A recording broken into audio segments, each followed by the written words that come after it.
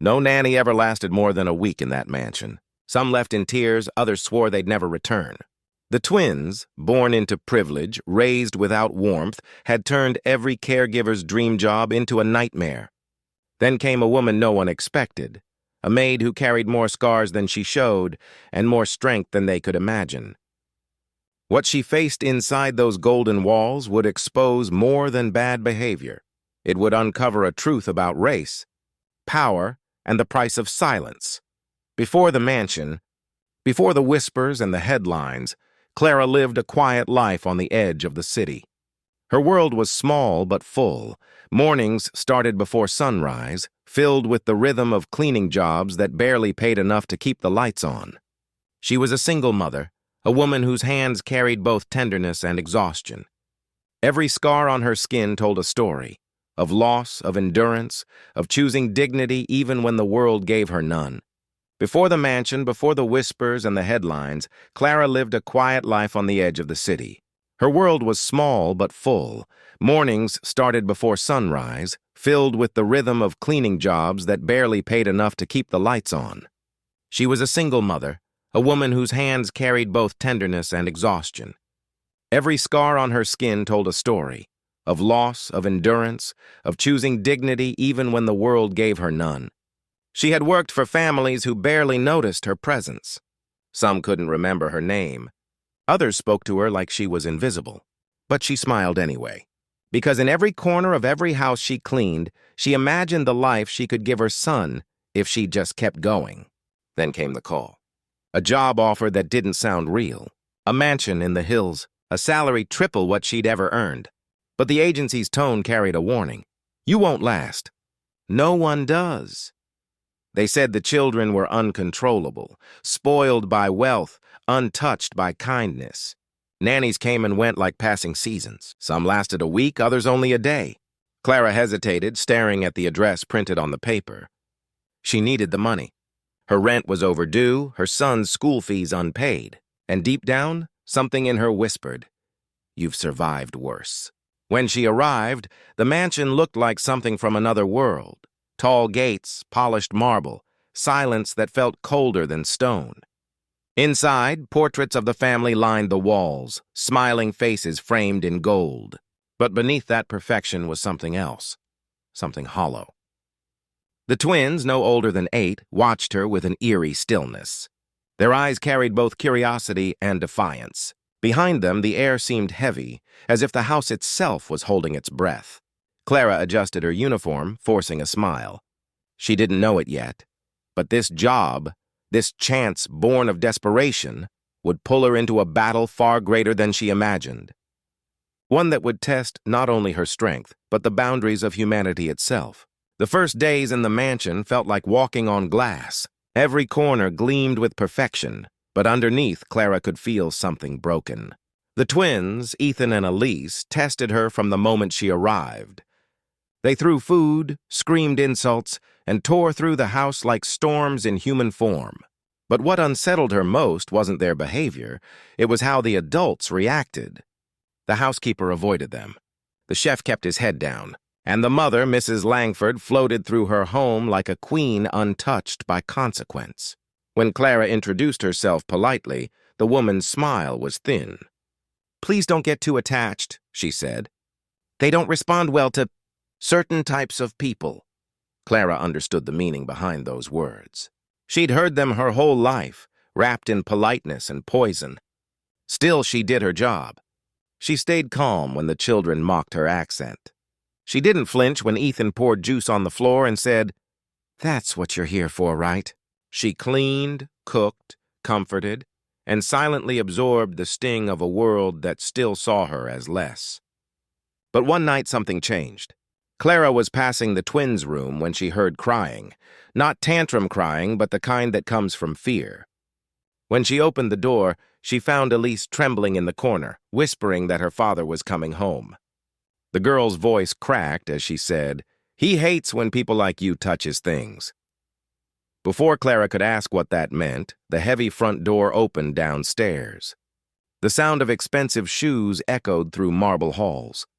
Mr. Langford had returned, a man whose reputation traveled faster than he did. He was cold, calculating, and always in control. He noticed Clara immediately. His eyes paused on her skin before his voice did.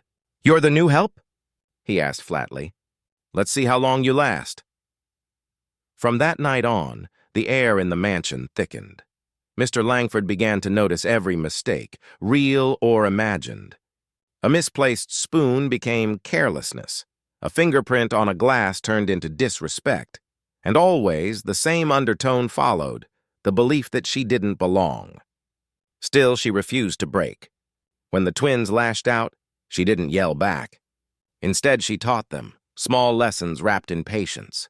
How to say please, how to share, how to see kindness as strength, not weakness. Slowly, the children began to change. They laughed. They apologized. They clung to her like warmth in a house made of ice.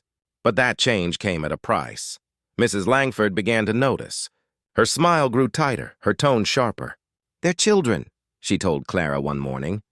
"They don't need your influence." By the end of that week, whispers spread through the staff, rumors that Clara was overstepping, that she was making the family uncomfortable. She found her cleaning schedule reduced, her meals delayed, her pay quietly withheld. Yet she stayed. Because for the first time, two children who had only known privilege were learning humanity from a woman the world called invisible. Then came the night of the dinner party. Important guests, perfect decor, and a single mistake that would turn the mansion into a stage for humiliation. A spilled drink, a shattered glass. A moment too small to matter, until Mr. Langford looked at her and said loudly, "This is why we don't hire her kind." The room fell silent. Eyes turned. And in that moment, Clara realized this wasn't about a job anymore. It was about dignity, and she wasn't done fighting yet. The room was still. Every eye was on her, every breath drawn tight between shock and judgment. The shattered glass at Clara's feet gleamed under the chandelier, tiny pieces catching the light like broken truth. Mr. Langford's voice cut through the silence again, colder now. "Clean it up," he said, "before someone steps on it." Clara bent down slowly, her hands trembling, not from fear, but from something deeper. Years of silence pressed against her chest, years of swallowing humiliation to keep a roof over her son's head. But this moment, this one public moment, felt like the final straw. As she reached for the shards, the twins stood frozen beside their mother. Elise's lip quivered. Ethan looked down, guilt flickering behind his eyes. The guests whispered, some shaking their heads, others pretending not to hear. No one spoke up, not one. When Clara straightened, blood marked her fingertips. She looked at Mr. Langford and said quietly, "I've cleaned after many people, sir, but never anyone this dirty." The room gasped. Mrs. Langford's glass slipped from her hand, shattering the silence once more. Mr. Langford's face flushed with rage. "You're finished here," he hissed. "Pack your things and leave my house." But Clara didn't move. Her voice didn't shake. "Your children deserve better than this. They've learned more about love in my presence than they ever have in your home." The twins broke then, tears spilling, small hands reaching for her as if clinging to the only real kindness they'd known. Ethan shouted, "Don't go!" But his father's command thundered louder. Guards stepped forward. Clara stood still, her palms open, her dignity intact.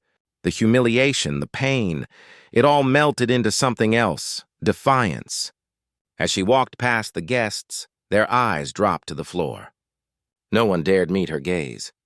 Because in that moment, everyone knew they had witnessed something raw, something real, something America still hides behind gold-trimmed walls. The door closed behind her, but her silence screamed louder than any word she'd spoken. And inside, for the first time, the mansion felt truly empty.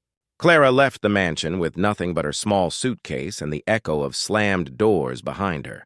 The night air felt colder than it had in years. Yet with every step away from that house, something inside her began to thaw. The weight she'd carried, years of silence, years of knowing her worth and being treated as less, lifted piece by piece. She didn't win money or justice or an apology. But she walked away with something more dangerous to people like the Langfords: truth. In the weeks that followed, her story spread quietly. The other staff whispered about what they saw, and soon the whispers reached beyond those marble walls. A journalist who'd heard of the outburst asked to speak to her. Clara didn't want revenge. She only wanted people to know, to see. Her story was published in a local paper under a headline that should never have needed writing: Maid fired after confronting racist abuse. Within days, the article went viral. People across the country debated her name, her actions, her tone. Some said she should have kept quiet. It's just a job. Others called her brave, a woman who finally broke the silence that too many had accepted as normal. But the most surprising reaction came from the Langfords' own children, Ethan and Elise. A photo surfaced weeks later, two small kids standing beside their driver, holding handmade signs that read, "We miss Clara." The public fell in love with them, unaware that behind those innocent faces were children learning, for the first time, what compassion meant and who had taught it to them. Clara never returned to that mansion, but her name began to carry weight. She was invited to speak at community meetings, to share her experience with others who had faced quiet, hidden forms of racism in the workplace. Each time she spoke, her voice grew steadier. "They called it help," she'd say softly. "But I was the one who helped them see their own reflection." What happened in that mansion wasn't rare. It was a mirror, showing how wealth and whiteness often build walls so high that humanity gets lost behind them. How people like Clara are expected to be grateful just to exist in spaces they've already earned through hard work and grace. Racism doesn't always shout. It whispers through smiles, through lowered paychecks, through rooms that go silent when the wrong kind of person walks in. It survives because of comfort, the comfort of pretending not to see. But comfort has a cost, and the Langfords paid theirs the day the world learned who they truly were. As for Clara, she went on to open a small cleaning business of her own, one that hired women who had been ignored, mistreated, or underestimated. On the door, painted in bold white letters, were the words, "Dignity isn't something you're given. It's something you never let them take." Sometimes the most powerful revolutions don't start with protests or cameras. They start with a woman standing up in a room full of people and saying, "Enough." Because every story like Clara's, every act of quiet defiance, chips away at a world that has gone too long pretending that racism ended with laws. It didn't. It just changed its language. And maybe that's why this story matters. Because it isn't just about one woman or one house. It's about every worker who's been dismissed, every voice that's been silenced, every child who's been taught who matters and who doesn't. One act of courage can expose a system built on centuries of silence. So the question isn't whether Clara's story will be remembered. The question is, how many more will have to live it before we finally change what it means to be equal?